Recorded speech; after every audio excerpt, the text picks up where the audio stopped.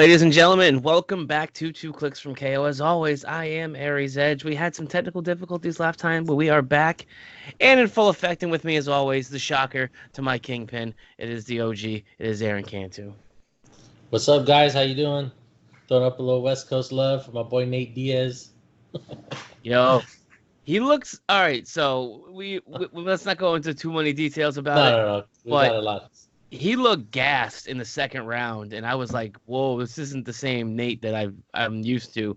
Yeah. Pulled out the victory. Still, I had him, and I had Stipe, and then he came through with the big knockout of Daniel here.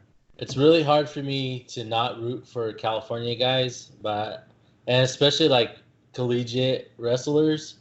But man, DC is just so unlikable to me, man. He tries to go like over the top, he tries really hard. I really want you to like me. I really, really want. I will give him credit. His post fight interview was polite. Which they shouldn't even do. They shouldn't even do that when guys get bombed on like that. Well, he's a champion, so he deserves to have at least something. Pettis doesn't deserve no mic time. He's a bum. I don't like Anthony Pettis. He's a quitter. He has been. But anyways, this is not an MMA podcast. But and then Conor McGregor hitting an old man in a pub. MMA is full WWE. That's your boy right there, man. I hate Conor McGregor. He's not my boy. I'm not Irish. Not that I know of. I'm Irish, but I can't stand him. I have to do one of those 23s and me's. I gotta figure out what the hell I am. They'll come back that I'm some crazy nationality and be like, oh, okay, there we go. That makes sense.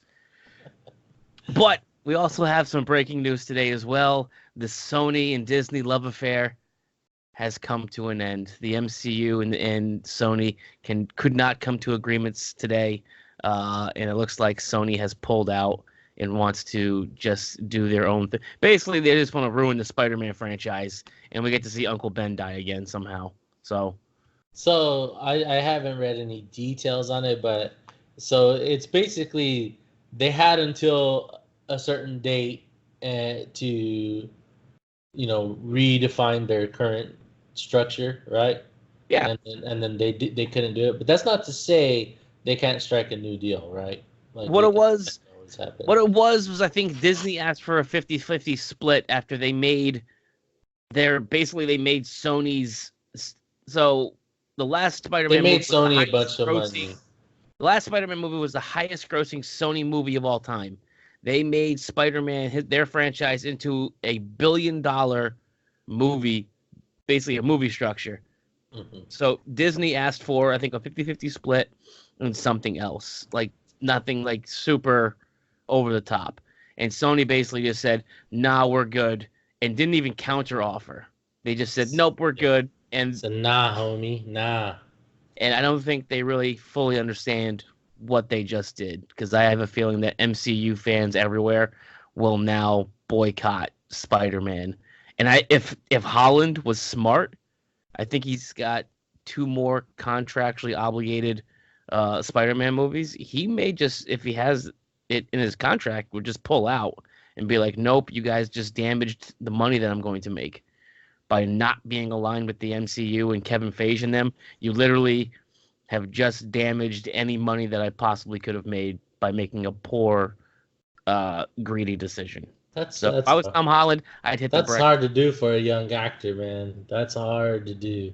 Yeah, but he's also a Broadway guy and stuff too. He's kind of like a Hugh Jackman. He doesn't need Spider-Man. Sony needs him. He doesn't need Sony. This dude could branch off and go do Broadway and make tons of money. Kate and Leopold wasn't exactly Hugh Jackman's breakthrough film. You know what I'm saying? It was. Yeah. But before that, he was already winning Tony Awards. So how much? Hugh Jackman was already winning Tony Awards. Happy. Would you know that about him if he wasn't Wolverine? Probably not. Would you need to know that about him? Yeah, he would just be some Broadway superstar making good money and happy and not having to do 4,000 squats to look like Wolverine. But I digress. We've got way more things to get into. We have a whole bunch of listener questions. We have actual hero clips to talk about. Well, this is all HeroClix kind of based, except for the whole Nate Diaz thing we got off onto. But we have your questions that you guys have you've written in and asked us. We're gonna hit those. There were a metric poop ton of just X-Men previews on top of X-Men previews. We're going to leave that to AJ.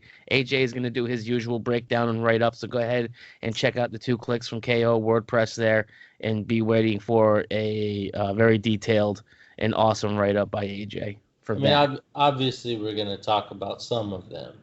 Yeah, we're going to break down some of our figures that we like and we think that are probably going to make Team Worlds very fun. And I can tell you that it's not going to be the Madrox figure that was just previewed. That thing is ass cheeks. I'm calling that right now.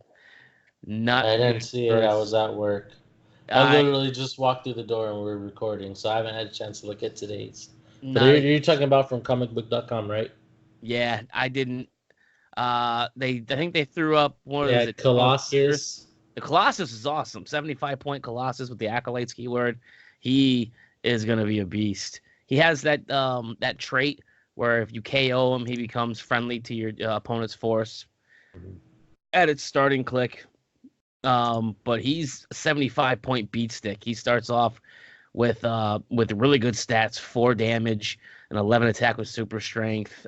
He's got invincible and defend, and I believe if he's adjacent to friendly characters, he also gives them invulnerability too with the special defense power. So he's got a lot of stuff going on for 75 points. He's a pretty good Colossus. Also would be good for a call-in as well. But he's at that 75 point threshold, so it'd kind of be hard to figure. I mean, it won't be hard. Like someone like Kobik or something could call him in on these Kobik teams, but you need a 75 point figure to be able to pull him in. You could call him in with Kane. Oh, Kane, I'm telling you right now. Kane. I'm so happy I went with my gut. So I think Triple H can call him in too. I cherry-picked out some of the DVD, the WWE HeroClix. DBZ HeroClix? Don't. I said DVD. They're going straight to DVD. I cherry-picked out a handful of ones. Well, I mean, Asuka I picked up because I saw her dial, and I was like, yeah, she's good. But I cherry-picked out the ones that I thought were going to be like fun for me. And Kane and The Undertaker were one of those. Because their sculpts are awesome, too. And now seeing what Kane does, and he has the monster and the mystical keyword, yeah, I'll be fitting him into a mystical team. I'll tell you that right now.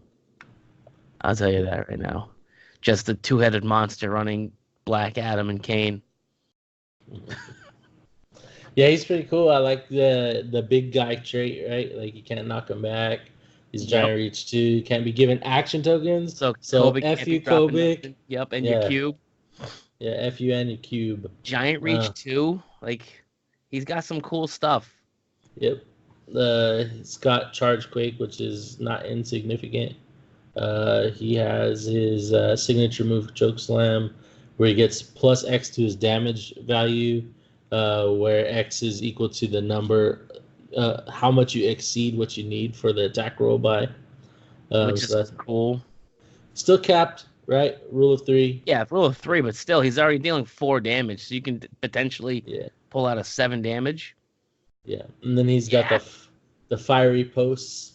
I think this is really cool because it would be really cool if it was like a free action, so that he could like Quake, knock them into the posts, and then like have the fire go off. But the fiery post power action choose up to 4 opposing characters within 6 squares that are adjacent to 2+ ropes. Make a close attack target all of them, regardless of adjacency. Each hit character is dealt 2 penetrating damage instead of normal damage. So that's pretty cool. Well, I mean, if you're playing on like a hedge maze map, it doesn't say anything about line of fire. So you could have guys that are trying to sneak up on you, and you just say, okay, bam, I'm going to drop out the fiery posts. Yeah. And then they got to be next to ropes. So what are ropes? Blocking terrain, I think, is ropes, walls, things like that. So if they're trying to sneak around, it's not like actually from the rope, the ring, the wrestling ring. No. What was defined in the because it was broken down when they showed us the Macho Man figure. Yeah.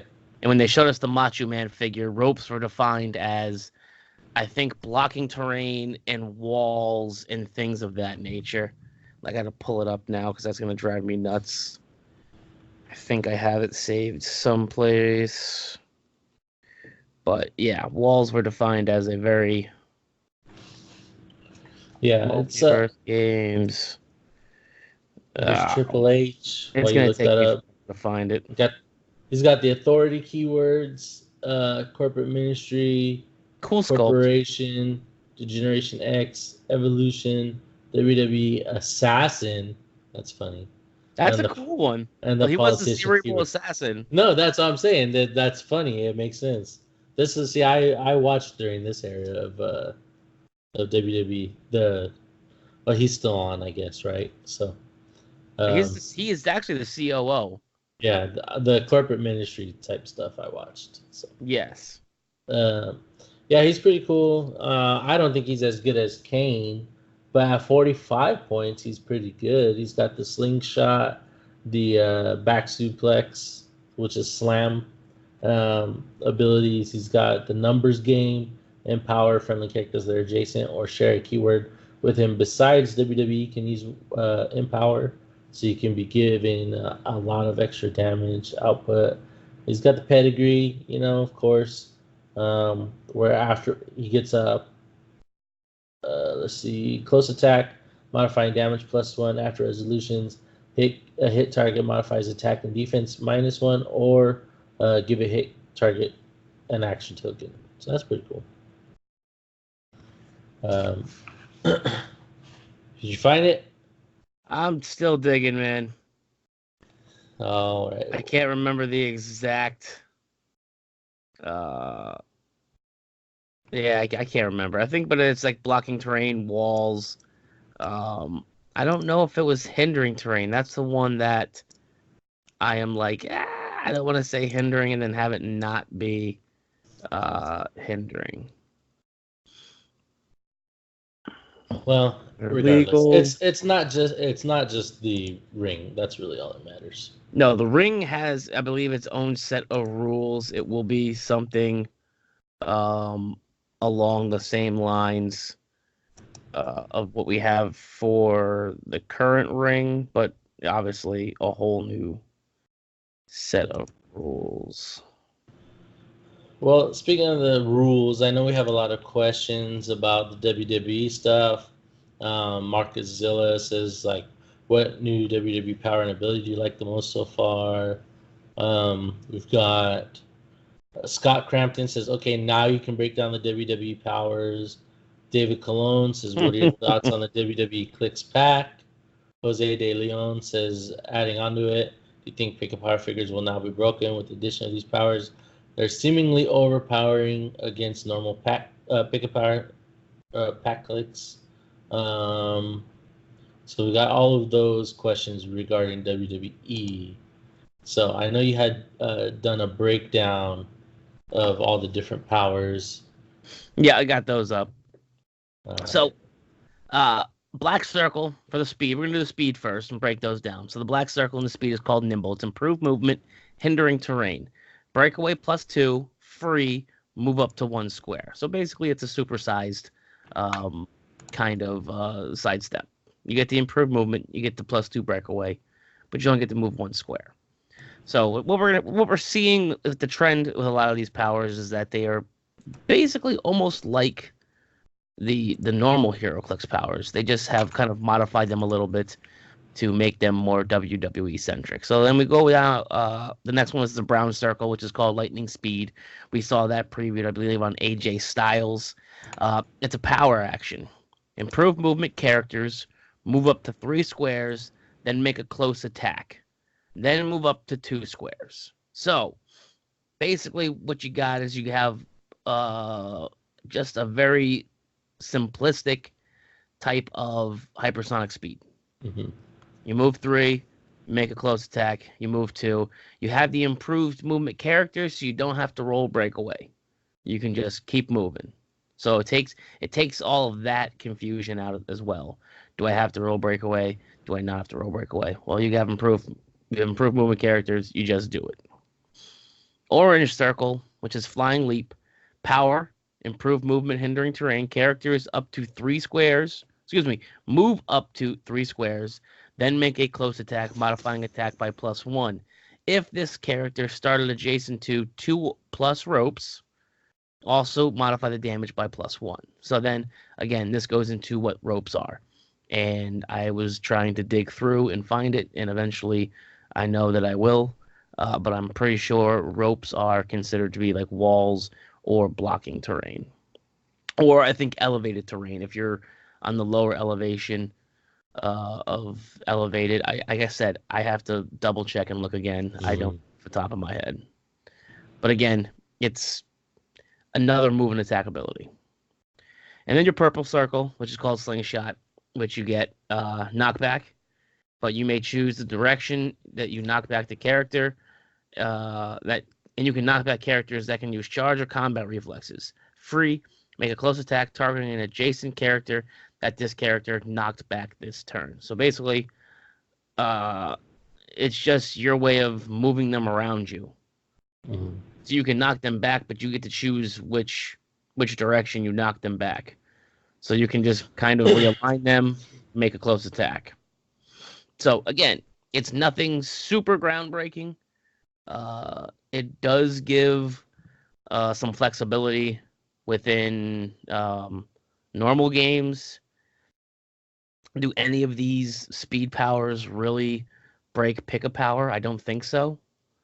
No, but you know what? Matthew Peterson did comment on this picture on our post, and it says, "New pack laughs in Witch Queen." Yes. I was like, oh, I didn't think about that. She would get these powers too. That's sick. If a WWE character, I believe, is on the map. Well, you just play one. Exactly. So yeah, I mean, you can just play a WWE character that you want, and then she would get all of those powers. She is mystical. Absolutely, I do like my mystical. So then we got our attacks. Go ahead. I'm sorry. I'll say you play her and the big guy, the big red machine. I mean, I like Kane at 100 points, and then he gets that late game probability control too. Mm-hmm. Yeah, I mean, I believe he has a WWE team ability, which you can't target him if he's on his first click with range attacks, so it forces you to come in and get close to him. It basically, a lot of these I would say all of these WWE hero clicks are forcing people to have to play a little more melee than just run and gun. But bro, just think about how sick Witch Queen would be. So she gets nimble, breakaway +2, free, move up to 1 square. Then she gets sidestep. Yep. Right? Then she gets like hypersonic or whatever. She hypersonics, uses slingshot, and then hits you, and then knocks you back wherever next to her. Then hits you again, can knock you back wherever. It's like pretty ridiculous. It's a lot of things that are going to stack. Does this make Witch Queen... Now, with these changes, does this make you want to play Witch Queen LeFay more? Maybe. I don't know. I always thought she was good. Oh, I thought she was good too. I just didn't think that... Basically, it was the question of, is she worth the points? Because she's only got, 2 clicks that you get extra? And as soon as you miss an attack, that ability goes away. So the question always was she worth the points? Well, she did do well in the UK event over in Europe, on one of the top 8 teams. I think the Weird World trait is pretty good. You can't modify anything except for, I think, movement and range. Yep. And then, you can play some of these characters that just allow interaction, like Emma Frost and Harry Leland, right? Like, they're cheap enough that you can play those figures. She has a little bit of mastermind fodder, I don't know. There's a lot of different ways you can play her. Yeah, it's just one of those things that you look at and you have to, ask, okay, is it worth the points? All these things are going to stack, so on and so forth. It may make people have another look at her. Yeah. So then we go over into the attack. And for the brown circle, we have the submission hold. Free. If this character hasn't been moved or placed this turn, deal 1 damage to target adjacent opposing character. Both characters then gain immobile until your next turn. So, again, this is another one of those ones where, the submission hold and poison will stack.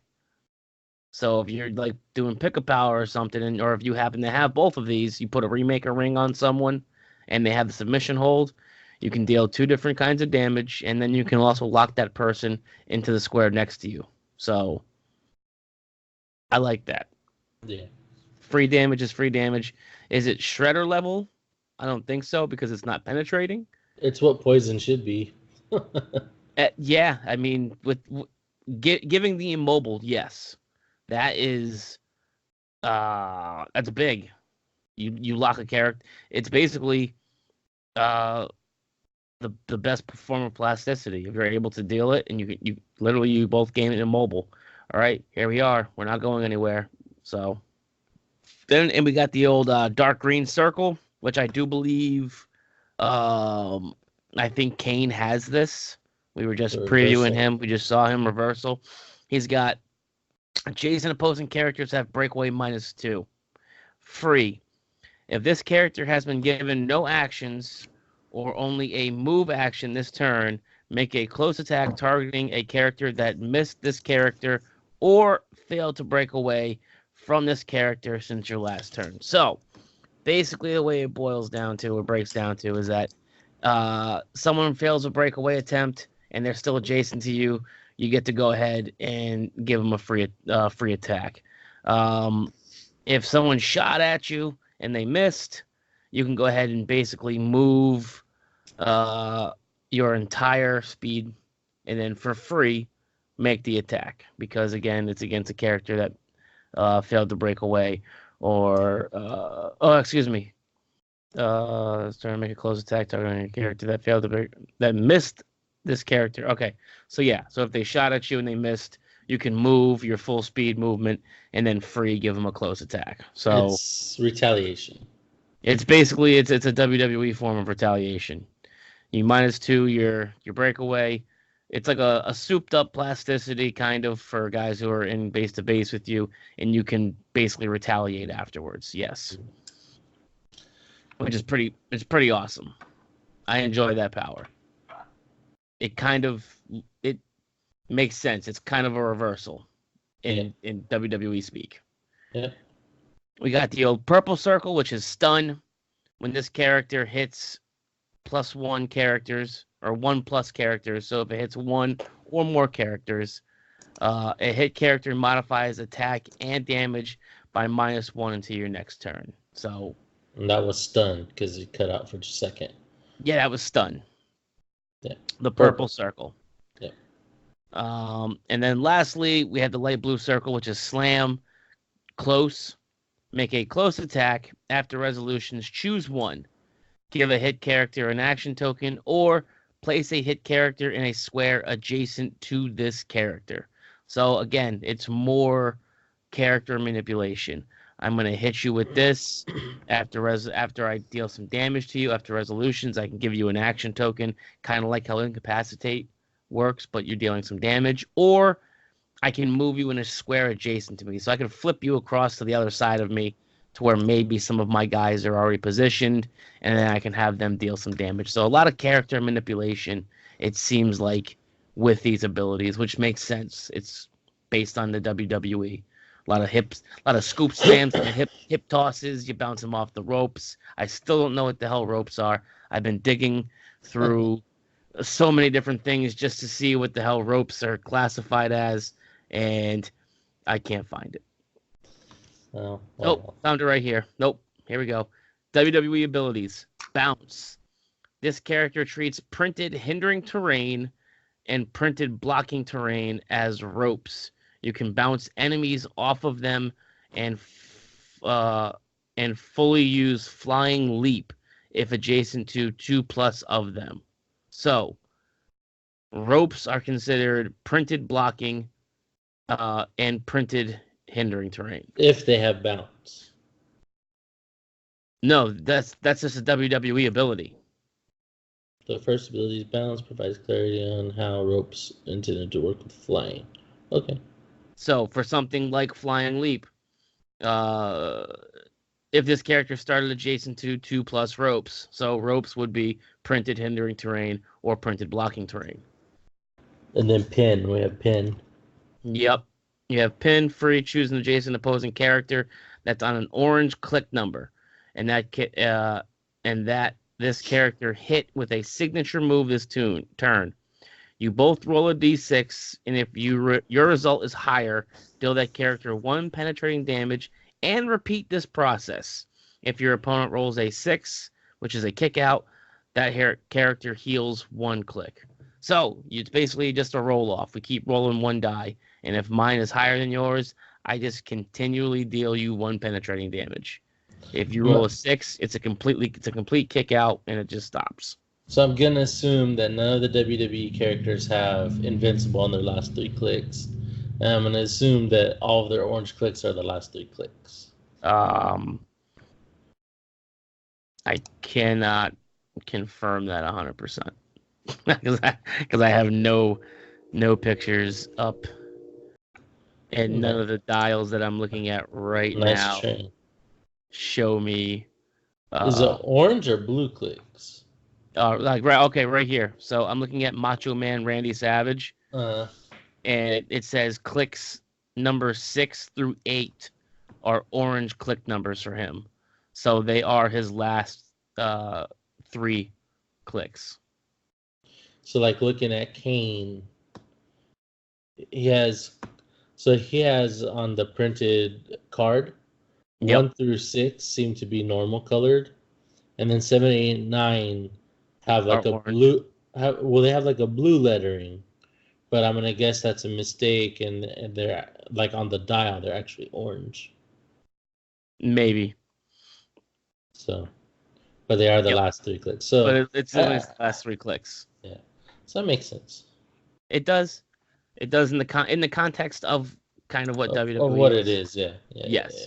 The WWE team ability is you gain bounce and you gain pin.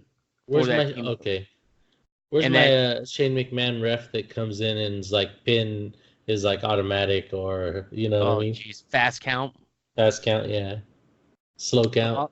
So also for multiverse gameplay rules, WWE rules, the character can't be the target of range attacks or outwit if they're on click number 1. They are on a click with an orange click number, or they're already been targeted by a ranged attack this turn, protected pulse wave. So they're on click number 1. They can't be hit with ranged attacks, or they can't be the target of outwit. If they're on an orange click number, they can't be hit with a ranged attack. They can't be targeted with outwit. Or if they've already been targeted by a ranged attack this turn. So if you're on your first click, you're not on your orange clicks, and somebody has already ranged attacked you, that's your only range attack you got. So you got to ping them somehow from close, and then you got to one-shot them from range if that's what you're trying to do. Because otherwise you're not going to hit them again. Well, they're going to be on their orange click, which you can't range them. Or they're going to be, you've already ranged them this turn, which you can't range them. So they also have an ability called Grand Entrance. Oh boy. During your first turn, if this character is in your starting area, they have free move. Well, that makes sense. So basically, they all have 0 range, right? So there's like... Yeah, so for free, they get to move. So in multiverse gameplay, they get bounce, pin, the WWE rules, and Grand Entrance, and it's an uncopyable team ability. That's cool.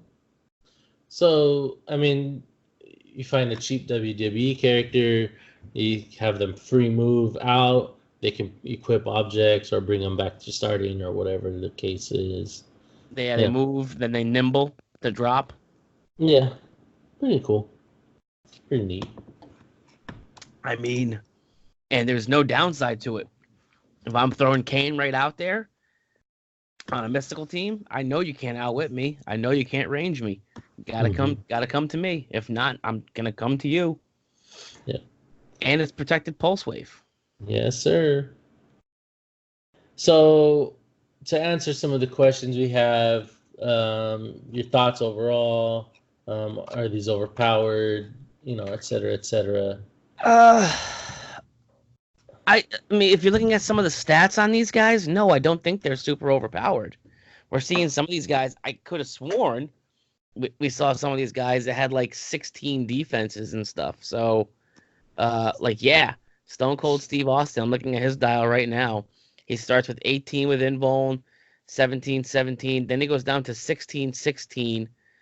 Then back 17, 17, 17, 18. So they're pretty deep dials. Who was that? Triple H has got he's got 3 16s at the end of his dial. Yeah, but you can't just shoot them. You know what I mean? You got to get in there and mix it up with them. Yeah, but then you look at flips. someone like AJ Styles. AJ Styles has no reducers. So if you get somebody in there who has poison and has submission hold, you can just chew through his dial very quickly. Sure. So, I mean, it all depends. Macho Man Randy Savage, same thing. Starts at super senses, combat reflexes, super senses, regen. Asuka, same thing, senses and combat reflexes. Kane's got some reducers. Eddie Guerrero has no reducers. He's got the stop click, though. That's pretty cool. So, is it going to be... Are they overpowered? They're unique. I don't think they're overpowered. I think, of course, us as HeroClix players, we're going to find a way to break them somehow. Yep. And there's going to be some definite... There's going to be some... I will say this and go on the record as this. I think when these come out and they become legal and we start seeing them as mainstays on a lot of winning teams, there will be a lot of discussions behind closed doors on what to do with WWE HeroClix and how they can balance it in competitive play with Marvel and DC. Do you think they're that good? I think the team ability is. I think the team ability, you gain all of that stuff with the team ability, and it's protected pulse wave, and it's, uncopyable. Okay, sure. But so Kobik, right? You just Kobik. Yeah, you could just double token Kobik Trader it. You can take their team ability away. Yeah, that's what I'm saying. Just take the team ability away, then you can shoot them all you want. Absolutely. So that right there is kind of a counter to it.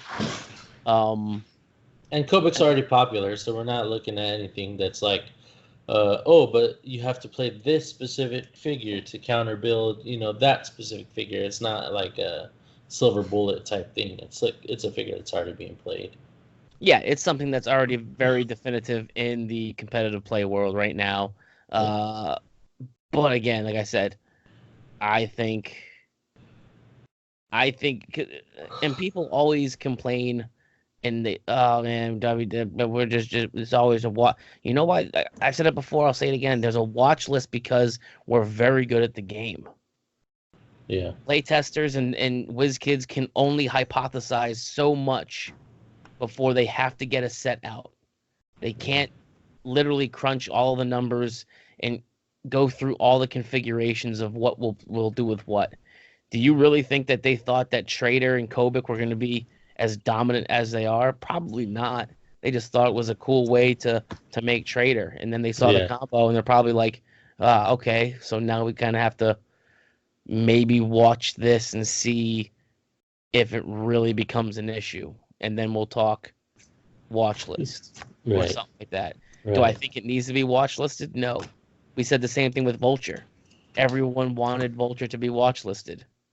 Mm-hmm. And he's kind of calmed down. We still see him playing, sure, but he's kind of, still floating around. Just won Nationals. Got Worlds in about 2 weeks, a little less than. So it'll be interesting. Actually, a little more than. So it'll be interesting to see what comes up out of Worlds.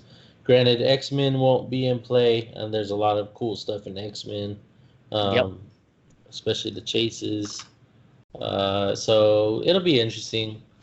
I know there's even like a new super taxi in X-Men that's a colossal. That's pretty interesting. It was what was it? One of the Sentinels. Yeah, Yeah, and everyone's already writing off the Blackbird. yeah. I don't think I, Blackbird's good. I don't think it's going anywhere. Is what I mean to say. No. I don't think it's like the must play because it has some bad matchups. But that's a meta call. Yeah, That's a meta it's still call. good in its own right, and it still does the job. It's no different than when we had Blackbird versus Lila Cheney. Yeah. You could still pick one or the other. It's the same thing we have right now with Avengers team builds. You could have Phil Coulson be your taxi.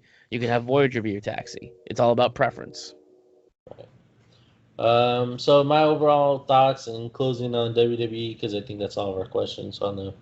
I like where they're going. I think it's interesting. I think it was really creative, and a lot of what they did makes sense in context. Um, it'll be interesting to see more of the dials when they come out. See what can be broken. Like I can't pronounce her name, Asuka, Asuka, whatever her name is. Asuka's Uh, one. yeah, she's pretty good. Kane's decent. So kind of up there in the points, but he's decent, especially considering the team ability. Um, And he's got Monster and Mystical, which are two very big team ability. I right. love that they gave him Politician too, knowing the fact that he actually is like a mayor of his town and That's where fun. he lives. I find that very amusing that they gave him Politician. That was funny. I liked it. So yeah, I'm excited, and we'll see. I haven't decided how much or which ones I'm gonna purchase yet. Um, But that's the best part too, though, is that they're not blind. right. So it's not like you're like, oh, well, they made this awesome figure and I can't get my. They're all blind. Just So order it. so that's actually a good transition into the last point about WWE is the way that they're being sold. Hmm. We've talked about it before. Personally, I think it's fine because you can buy as many of exactly the one you want, and that's it. Yep. Or you can buy none, or you can buy all. Troll and Toad has a whole set for 125, 130, something like that, unless they sold out. But they had it. They had a deal up there. And I know like some people are talking about price increase in the game. We had a question from Jonah about that, and the price increase is it's just the way that they're distributing the WWE figures. If you think about it, it's no different than going into Target, buying the action figure. I want The Rock. Here's The Rock. I want John Cena. Here's John Cena. I pay Yes. my $7.99 because I'm sure the way that WWE marketing looks at it is like, oh, these are just like action figures, right? And so it's like, sure. But also, too, you're paying for new abilities. You're paying for very unique sculpt. The sculpts, I have to say, are phenomenal. Mm. You're paying for again a whole new brand, and it's not blind boosters. Well, So you're but not gonna that, end up with yeah, 9 Stone Colds. I think that's the main thing is like you're not buying. It's not like you go and buy the entire gravity feed at your local hobby store so you can make sure you get all four of the rares that come in the gravity feed, and then you're Hmm. stuck with three of all the commons. You know what I mean? Exactly. It's not so like I think it's fine. And then as far as the X-Men set goes, it's more expensive, but they're bigger boosters. Like that's always been the thing. Any set that has colossals or vehicles or a giant size pack or whatever is always more money. It takes more to So produce, so it's gonna take more. They're gonna sell it for more. that being said, there is like a small increase in the regular booster price. I think my store raised the price at 50 cents. Many stores aren't raising the prices at all. My Like store hasn't raised anything. Jonah, who asked the question about price increase, they're selling uh, bricks of X-Men for 120, I think. That's not bad. I mean, that's fine. I think that's a fine price. A case is at I think 230. And there's multiple stores in his area that are selling them at that price. So I like if you want to talk about price increase, that's less than MSRP, like by a lot. Yeah. I think MSRP is near $300 for this set for a case. All right, So break it down this way. At Worlds, X-Men Battle Royals are going to be $20 a Battle Royal. So you're for paying one booster. $20 for one booster. You multiply that by 10 boosters in a brick, that's $200 right there. So Yeah. if you're getting it for 120 Well, you take or not no, you knock a little bit off because they charge yeah, they're charging because of the Battle Royal. They're throwing some con exclusive so stuff in knock there. like $3 off, $4 off, whatever. Yeah. So if Yeah. you look at it that way, it's still 170, 180. So you're still on the whole, you're saving probably roughly between 50, $55 after taxes and so on and so forth. Yeah. And for a case, you're saving almost 100. Absolutely. So So which would be a brick of something else. yeah. So it's not bad. And when I don't know, when they start jacking up just normal bricks to 130, 120, 130, 140, that's when we can all have a conversation about, hey, the price increase is getting a little out of hand. Right. Right. I mean, I remember when the game was $5 a booster. It's like, things get more expensive as time goes on. My house that I bought was 60 grand, 15 years ago, whatever it is. I don't know how many years. It's like 3 times that now, more than 3 times that. I So mean, like that's how the world works. but also, I mean, we're getting better sculpts, we're getting better dials. Uh, Well, yes, arguing. there's still quality control issues, and everyone is gonna sit here and shit on WizKids for quality control, but there's only so much that they can do. And from what I've heard and what I've seen on the pages, WizKids is actually doing a pretty good job of helping out people Oh with yeah, missing parts, stuff like that. Just make sure you buy if you're buying from a place, you have get a your receipt. receipt, show the SKU of the booster, and be like, yes, I bought it from this booster. This is what I actually pulled out of it. I have no cards. They'll say, yep, no problem. Give us what you have, and we'll send you out cards. I've seen it at least a half a dozen times now. So if you're buying some stuff on eBay and you don't have a receipt or you don't have proof you're buying it from a local gaming store, that's on you. Always keep your receipt. Always have your booster box and your SKUs and things like that you can send to them, and they're more than happy to work with you. So I think WizKids, as a whole, has come a very long way, and they're trying to do right by us as players. May not seem like that to everyone because we've switched worlds now 3 times in the last 3 years and so That's on and okay. so forth, but they're trying to do better by. I mean, you're gonna have to break a few I don't want to hear eggs. about. I don't want to hear about switching worlds, man. We're gonna visit that rock. We're gonna visit that rock No, it's okay. announcement. Oh no. Yeah, we can talk about Rock. We got to talk about Rock. Actually, I was Yeah. saying I was alluding to the Pokemon World Championship move.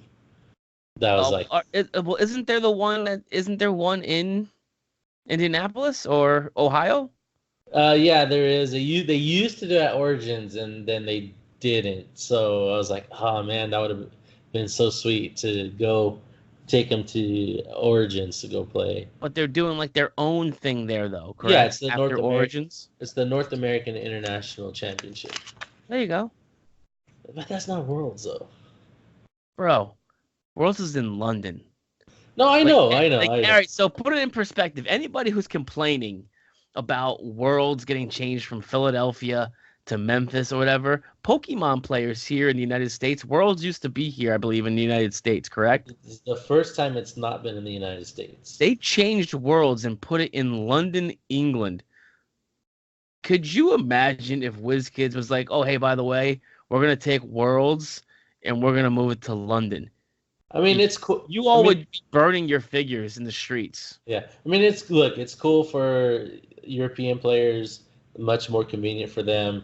There's going to be a lot of talented players who don't have the opportunity to compete in Worlds because it's here normally, Yes. right? I mean, so let's be very upfront about that. But that being said, I'd almost bet that you'll see a dip in attendance. Maybe. There was nearly 2,000 players at the World Championship this past weekend for Pokemon. I mean, like I said, maybe. Maybe You may see you a have all whole. of Europe, you have Russia, yeah. Who knows? I They'll don't know. hop a train and they'll just choo their way right over to London. Yeah, you gotta Yeah, qualify though. You do gotta qualify. absolutely. I So have to qualify for Worlds, so yeah. going to So Memphis, and I haven't even qualified for Worlds. I qualified for Worlds. You can just have mine. That's how that works, right? Yeah, why don't you talk to Howard, see if you can go ahead and shift those over my way then. Yeah. So We'll segue into that. It's a good segue. yeah. So Rock's actually had a lot of announcements in the last week. That's Realms Open Championship, for those who don't know. Probably the biggest. So one of the ones that so Rock doesn't do any announcements like just normally. Okay, so it's kind of frustrating, but I'm gonna power through it. Gotten the sentence out yet. He's already pissed. I know. I'm not pissed. I'm frustrated. There's a difference. Frustrated. Excuse me. So it's frustrating. So they did an interview. Apparently, they talked about changes to formats like sealed teams, etc. Discussing possibilities of mulligans, which we have a question about mulligans. I'm not for mulligans. I think if you're gonna make people, or if you're gonna allow people to buy extra boosters, I think you should just make that the requirement up front. Instead of buying 2, buy 3. Instead of buying 6 boosters, buy a brick. There's pros and cons to each one of those. We're not getting into a real long, in-depth discussion about it because it can go forever. Yeah, the big thing with mulligans is people think that if I pull a super rare, I'm going to do better than I am with other things. Or chase. It's contradictory of what you see right now with some of the sets that just came out. And Right. in the Black Panther's Avenger Infinity, Medusa is probably one of the better figures in the set, and she's an uncommon. So What you I can f- find gold in any rarity. What I find really funny about it though is I've been saying for years, sealed is about the luck of your pools, right? Well, it's not. No. That's what I've been saying. This is my thing, not you, Okay, not the general opinion. But so you're no. Let me finish. you're my Tony thought. Kornheiser and I'm Wilbon, or are you Wilbon and I'm Tony I don't Kornheiser? You know. can be I don't even Wilbon. know. So let me just finish my point. So I've been saying this for a long time, and I always get pushback. Sealed is a true test of skill. It levels a playing field, and blah blah blah blah blah blah blah blah blah. Right now, fast forward to this week, and the same fucking people, yes, fucking people, Oh man. are sitting here going, "Oh, mulligans are the best. If I pull shit, I can get something else, and now I can actually compete." Well, which one is it? Which one is it? Give me a fucking break here. I like this Aaron, man. Dropping F bombs. He's a but also on top of it, it's gonna slow so many things down. Oh yeah. It was all right, so last year's Worlds, the table layout was incorrect. There was a big to do about that, which slowed down the start of Worlds to begin with for teams. So you mean to tell me that we all pay, we all sit down, they come over, they drop off our 6 boosters. We pop them open, and now you're going to make an announcement and be like, all right, who wants to mulligan? Yeah. Now you're going to have everyone get up, bring their boosters, bring more money, mulligan. No, it's too long. If you want to do something like this, give them all 3 boosters. I listened to Jason Collins and Tom Kerr talk about this last night, and they're on the same page as you and I, because those are 2 guys that love sealed events. And even they were like, no, mulligan's no good. If you want to do it, just give them a bulk amount of boosters and let them pull from that to not slow things down and go from there. But if you can't build a good team out of 3 boosters, they said, and what I agree with, what the hell are you even doing there? Yeah. What are you even doing there? So Howard had actually had this discussion with me, kind of my thoughts on it a little while back. And I basically told him the same thing then, was like, why not just do it up front? Or if you're gonna do mulligans, or because one of the other things is do we redraft it for top 10, right? So it's not really fair to the guy who did really well because he pulled really well to have to redraft and get like a bad team. But at the same time, is it really fair to the person who, they have like an average to less than average team, but is a good enough player to squeak in at like 2-2 on the very low end, and they just have no chance in the top 8 because they're going against the god pools, and so like I get all the schools of thought, but again, my confusion comes with is like, well, wait a minute, I thought pools didn't matter. I thought it was all skill. Like, I don't understand. So I don't know. For me, my personal opinion is do it up front, add extra boosters up front, and yes, it increases the cost of the event. But you know what? Hey, if as long as it's advertised from from the word get go, it's like, hey, this is what the event is. This is the cost. Nobody can complain because you know what you're getting into. And they're taking feedback from what they've been given. Hey, we want more boosters. We want this. We want that. Okay, well, we're doing it now. So if you now you're going to complain about the price point. Like you can't have your cake and eat it too. You have to pick a side and stay on it. Yes, sir. And to go back to that too, yes, it's a mixture between pulls and it's a mixture between skill. I'll give you an example. I ran a WizKids Open recently. I had a guy who pulled, I won't name his name, I had a guy who pulled the Ultra Chase Thanos. Now you look at that and you say, okay, this guy has a really good piece to start off with right from the rip, and he ended up dropping, I think, after the 3rd round. Probably should win unless there's a Kobik, right? Like, just... No, Kobik was pulled. It was Ultra Chase Thanos, there was a Chase Black Panther, and then there was Prime...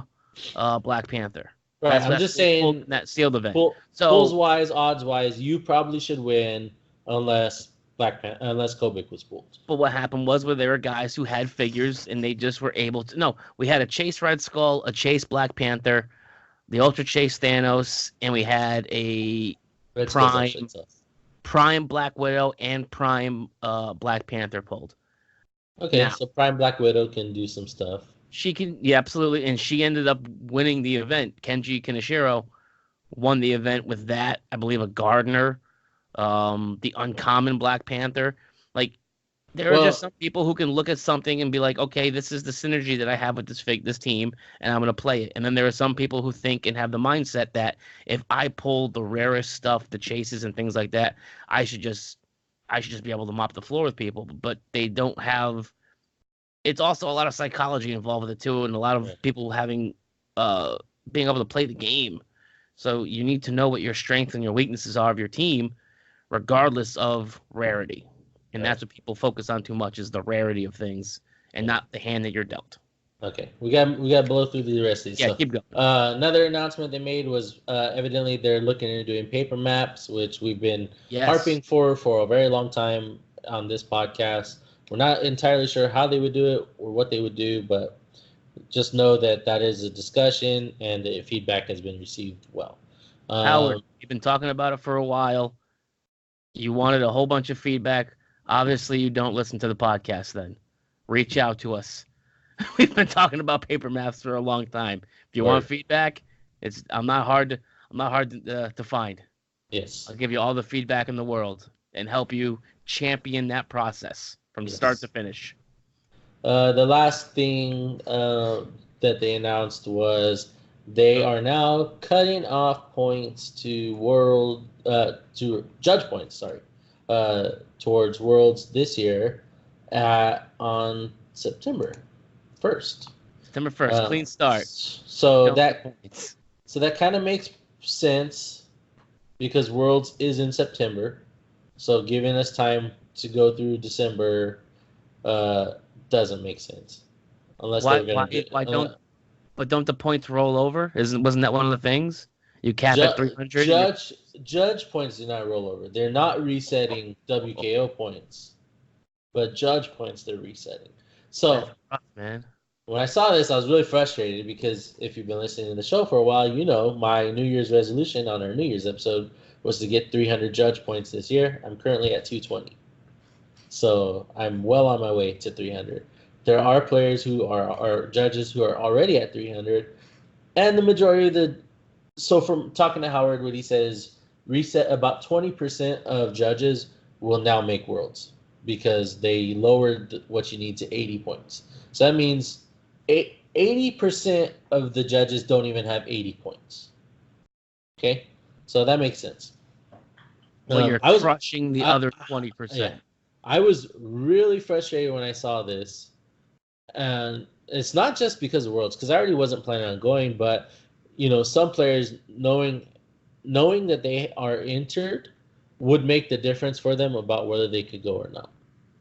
Okay, Chip Barnett was totally pushing for this because he's trying to make it at 2020. If he knew that it was only going to be 80 points, I guarantee you Chip would have probably tried to make the push this year. That's like 4 winner maps in the States for him. Absolutely. And he's well over 200, I believe, as well. No, he's over on the WKO points, not the judge points. Ah, that's what it was. So anyway, but moving on. So the other thing that this doesn't consider is the judge prizing. Because originally judges would have thought they had till December to earn, world championship, national championship, et cetera, right? But the main thing, like for me, that I'm gunning for would be the maps. So now, so the question arose, I saw on another page, so let's say a judge, I have enough points to get all 4 quarter maps. Do I now only get 3 maps? Do I have to work extra hard next year to get 5 maps? Like, how does that work? I called Howard. I talked to him. He said he's going to adjust the tier program. They were going to work on that, but he didn't think. They honestly didn't think about that part. Well, their main concern was Worlds because that's the immediate concern, and that he didn't think about, how does this affect the actual physical prizing for people like myself and other that weren't going to Worlds and were getting the points to get the prizing. Yeah, I'll get, right now I basically have earned everything I can earn except for one more BoxCon LE. Which, hey, don't get me wrong, I want it. You know what I mean? Like, let me get that. But some players, they really just wanted to work towards those maps. Realistically, there's me and 2 other people in California running ROC events that I'm aware of, maybe 3. But one of them is, and it's not crapping on them because they're doing it at least. One of them is they're not advertising it because they don't. A lot of times they don't know if they're going to run their game on Wednesday or Sunday until the week of the event, and that's rough. So I can't make that, and I'm sure a lot of people can't make it that are not local. So I don't really count that one. And again, I know the guy is a great guy. I'm not knocking him. No, he's doing the best he can with his work schedule. It would basically be the same thing that I would do because I run events sometimes on Wednesdays and sometimes I run events on Sundays, and it would be how many of my local guys I could get to an event. Right. So basically, he's doing right by his store, and you can't knock a guy for taking care of his guys. Right. So and then the other one is, I think, like in Northern California, which has a good amount of players in the Sacramento area. It has actually a lot of players, but they have like their, I guess a lot of stuff where players, they're like they only play at certain venues, right? They have their loyalties set. Exactly. So there's that one, and then and that's pretty far for someone from Los Angeles isn't going to go all the way to, Sacramento area, Roseville, or wherever to go play in a winter map. It's just not a realistic. How long a drive is that? About 6 hours, 7 hours. People forget how big California is sometimes, I think. Oh yeah, it's literally we can fit 3 New Englands in there, guys. Oh no, you can fit a lot more than that. I'm generalizing. All right, you can fit 4,000 Rhode Islands in there. 4 million Rhode Islands. But so like for the point is, some people, they only have certain ways to get to these events. I would love to play in the events, but I want my guys to be able to earn these rewards. I know I'll get them on the back end. I will get them a year after their release for some of this stuff, right? Because I have to wait till the end of the year to see how many points I get to get the map. So, like, I lose some playtime with it, but it is what it is. I'd rather my guys get the experience of competitive play, They get some nice pricing because a lot of us can't travel back east for the conventions or get into San Diego Comic-Con. Good luck with that. And a lot of other stuff. So it's kind of frustrating. But it is what it is, right? Also, just released by The Rock as well. They just had an announcement made with their new kits that they were so proud of and they were happy to get. The 2019 con exclusives and so on and so forth. So apparently what happened was they said that WizKids did not take into consideration the pricing with The Rock in mind. So The Rock is going to be limited on how many of the 2019 con exclusives, Mandarin rings, and things in the purchasables that they will be able to stock. So if you are going to want those, and they already said it that they're going to try and use those first, schedule your Winamaps now. Schedule your regionals. Schedule your qualifiers. Get those in now so you can get the 2019 exclusive stuff. Because once it's gone, it's gone. In 2020, they said that WizKids is going to make a bigger purchase and they're going to produce more for keeping The Rock in mind. But what happened is that this change with the pricing wasn't something that they had planned ahead of time. It was a spur of the moment thing to try and boost getting some of these purchasables and these con LEs into the hands of people who don't get the opportunity to go to Worlds or Nationals and so on. So if you want to try and get a Kyle Rayner or Storm or the 1 million BC Ghost Rider and things like that, get your orders in now. Get them in now. Yeah, and you're not even going to get only 2019. You're going to get mixed kits. So it'll be some 2018, some 2019. And but they said they're going to try and do 2019 first. So get them in. Yep. And don't complain. They're trying to do the best they can. Yeah. For the love of God. All right. So now that's all of our Rock talk. We'll get into some X-Men stuff. And we have, I think, 2 general questions. Yes. So let's just blow through this X-Men stuff because it's not a lot. So we have one question about how we think X-Men is going to do we think it'll make a big splash into the meta? Which, of course, yes. It's going to be every set does. Cannonball into the meta. Yeah. ID card call-ins are going to be great. We're going to have retaliators off of ID cards again. We have figures that are going to be able to Monster is getting a big buff, so on and so Those forth. Chases are incredible, all of them so far.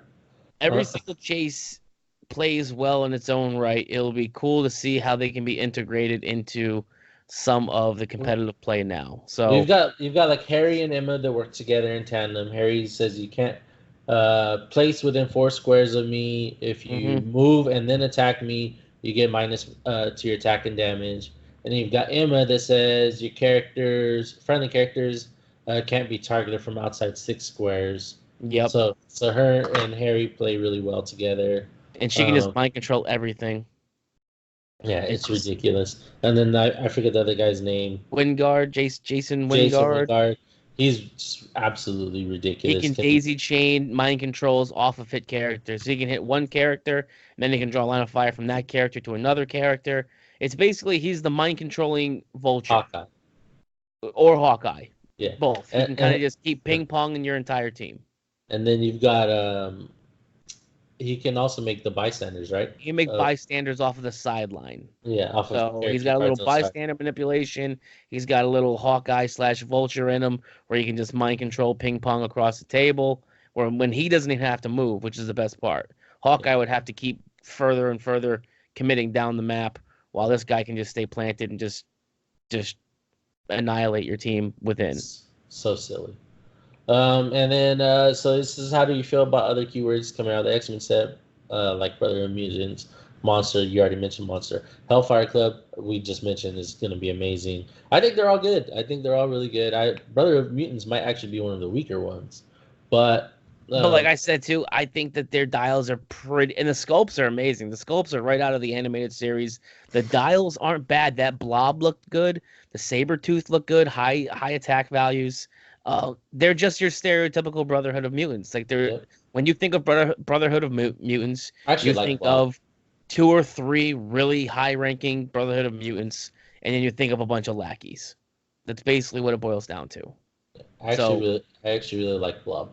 Blob is awesome. I think Blob is a perfect rendition of Frank Dukes. Uh, like they're not gonna be those heavy-handed, overpowered figures. What Blob does is very Blob-esque. So yeah, I think that you could have a fun team with them. Is it gonna shape the meta? Maybe, maybe not. Most likely not. But Yeah. they're fun. Yeah, it reminds me of Big Bertha from Absolutely. Wolverine and X-Men, which I love that piece too. It's probably the same Let's sculpt, just painted differently. pretty much. Quad-based mags are single, Anthony Felty says. So this question was asked before the release OP mags was shown. So I think we both agree the release OP mags is the way to go, right? Obkit Max is awesome. I think for what he does, I love that we have a Magneto that isn't just your stereotypical Magneto. He moves stuff around TK, with Energy TK, running Shield. shot. Yeah. This is a different Mags. This is the Savage Land episode. I think it was a whole season where they were lost in the Savage Land. Yes. He's able to take off a figure off the map for 3 turns, which could cripple a team. Someone's very reliant on Vulture, and you can get them off the map for 3 turns. You can literally just go in there, smash up their big Tonys and their support. By the time Vulture comes out, what It's does he have a left to figure do? 75 points or less, and Yes. Magneto's 65 points. Yes. So yeah, it's based on a die roll. No matter what you get in a figure, it's just You have a 66% chance of being able to choose the figure. If you roll a 1 or a 2, your they get opponent to pick the chooses. 75 point or less figure to put Right. on your card. If you roll a 3 through a 6, you get to choose the 75 point figure. You don't put have on to your take card. it. So like that's the thing too, is like if your opponent chooses, you don't have to take the figure. Because you lose Magneto also during those Yes. turns. So if they're gonna choose like Big Tony, it might be better just be like, nah, you know what? I'll just keep Magneto on the map. Yeah. So, yeah, it's really cool. I think it's pretty good. It's at the beginning of the game, so effects like Groot also happens at the beginning of Yes. the game. So if you're going before, I think before Groot, you can actually like use your effect. He'll get no bystanders. I know a lot of people count on those bystanders to get their objects for them, their special objects. So that is you're giving up more points than they are, but you're also you don't have to worry about their special objects, their freaking walking woods, and then you can attack without worrying about getting retaliated on. So I'd say those are all pluses. I think that's it for the X-Men question. We had the one question about the unpainted sculpts. Yes, that kind of ties in. So John Eric Hafford says the paint it. He's actually a New England guy, right? So He's from Maine. Yeah, good guy. Yeah. It says paint it yourself clicks have different dials if what is written is true. So I can confirm they do. Yes, they all have different dials. Yes. Do you think that causes the same possible confusion as customized clicks, which are now illegal? So that's actually a really good question. Something I hadn't really thought. Well, we kind of discussed it when the announcement was made.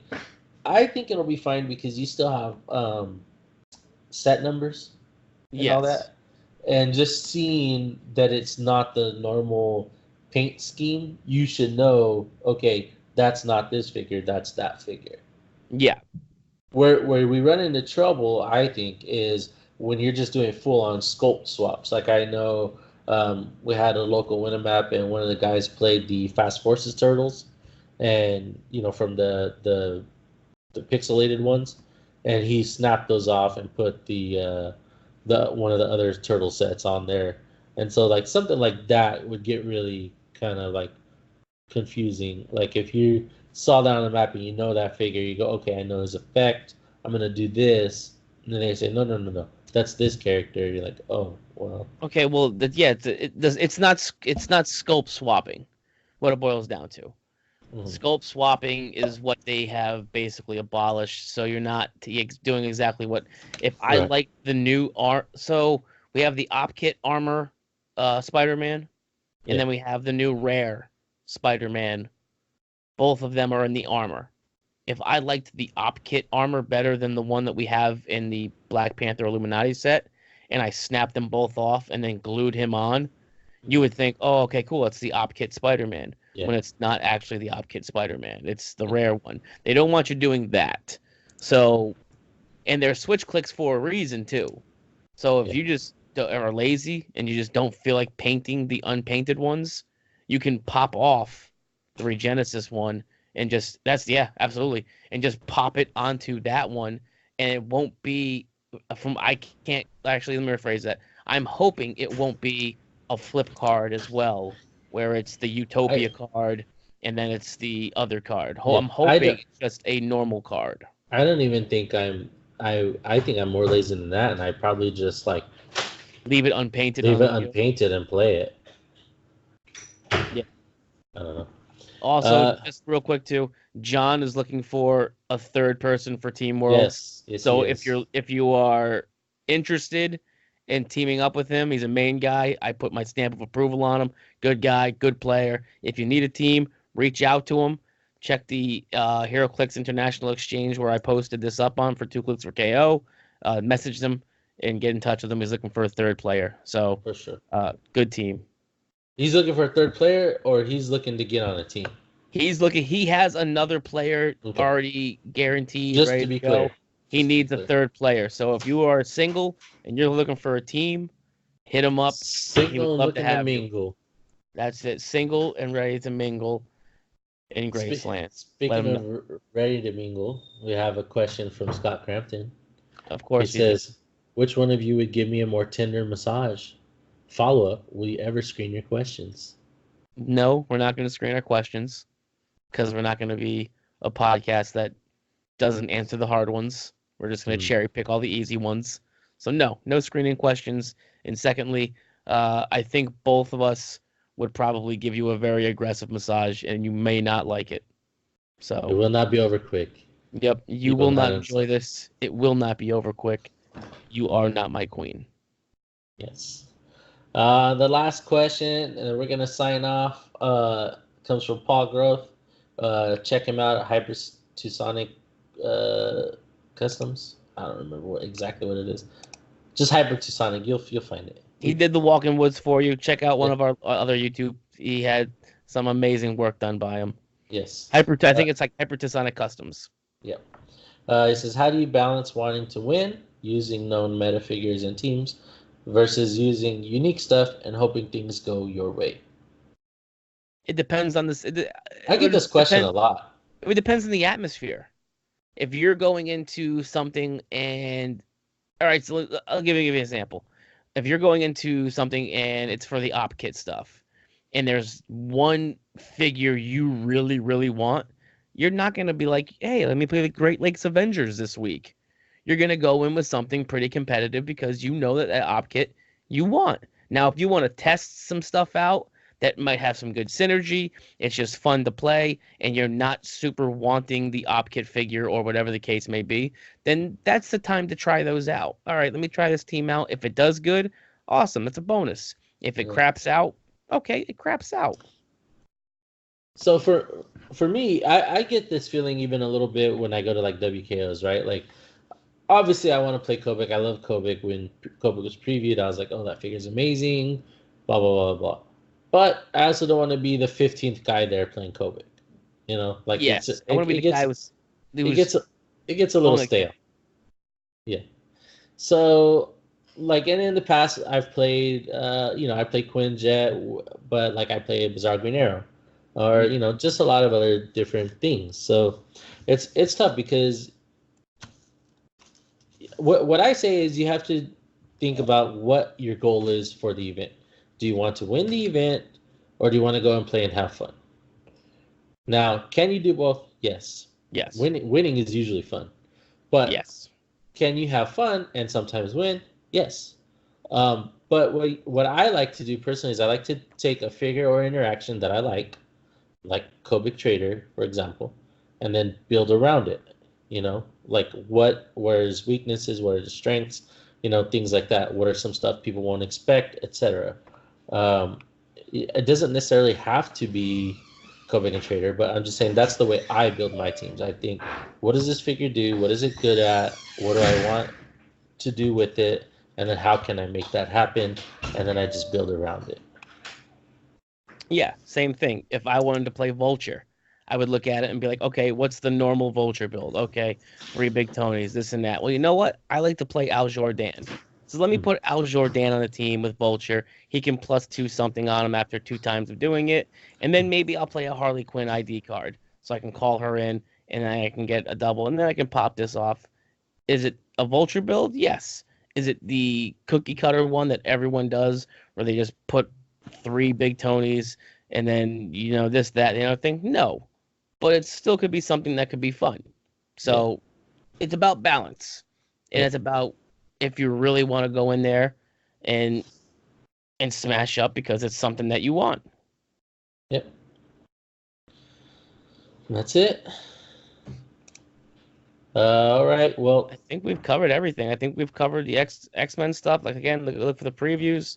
WWE stuff just came out today, too. We covered the previews that we saw today. Disappointed in Madrox. I like the sculpt. The sculpt looks cool. All the Madroxes going into one Madrox, but yeah. Underwhelmed by the dial. I hope I don't pull it in sealed Team Worlds, because then I would be coming back and saying, you know what? I really like the Mulligan idea. I really like the Mulligan idea. There you go. All right. Well, thanks, Aries, for coming on. As always, I enjoy talking with you about HeroClix and all other and Nate Diaz and just pop culture in general. It's always fun. It's always a blast. Yes, sir. So thanks for listening, guys. Remember, the real fun begins when you're 2 clicks from KO. Flex.